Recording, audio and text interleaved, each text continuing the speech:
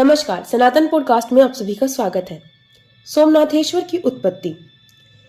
दक्ष प्रजापति ने अपनी 27 पुत्रियों का विवाह चंद्रमा के साथ किया था, परंतु इनमें से रोहिणी से सबसे अधिक प्यार करते थे।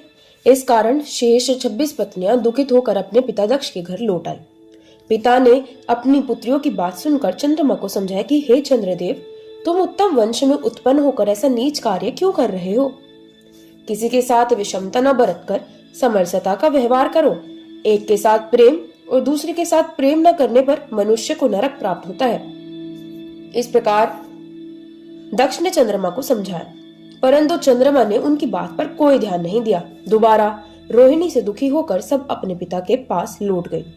इस बार दक्ष चंद्रमा के पास गए और बोले, मैं तुम्हें दीनता के साथ समझा चुका था, परंतु तुमने मेरी बात नहीं मानी। अब मैं तुम्हें श्राप देता हूँ कि तुम मलिन होकर क्षीण हो जाओ।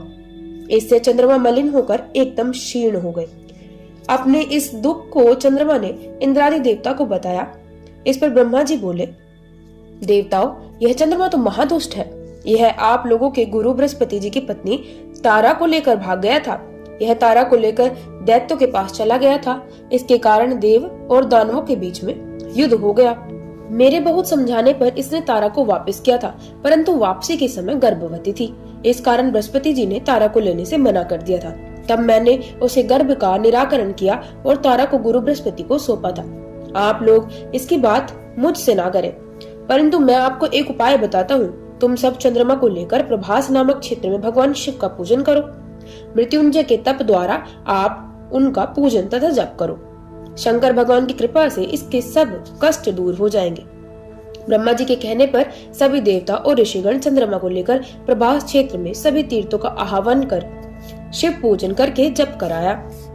10 करोड़ जप करने के पश्चात भोले शंकर प्रकट हुए तथा चंद्रमा से वर मांगने को कहा। तब चंद्रमा ने अपनी क्षीणता न होने का वर मांगा।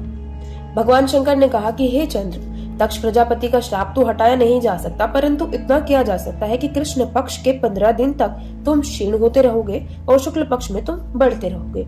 यह सुनकर चंद्रमा बहुत प्रसन्न हुए तथा सभी देवता भी खुश हो गए। सब भगवान शंकर की स्तुति कर प्रणाम करके अपने अपने स्थानों को जाने लगे।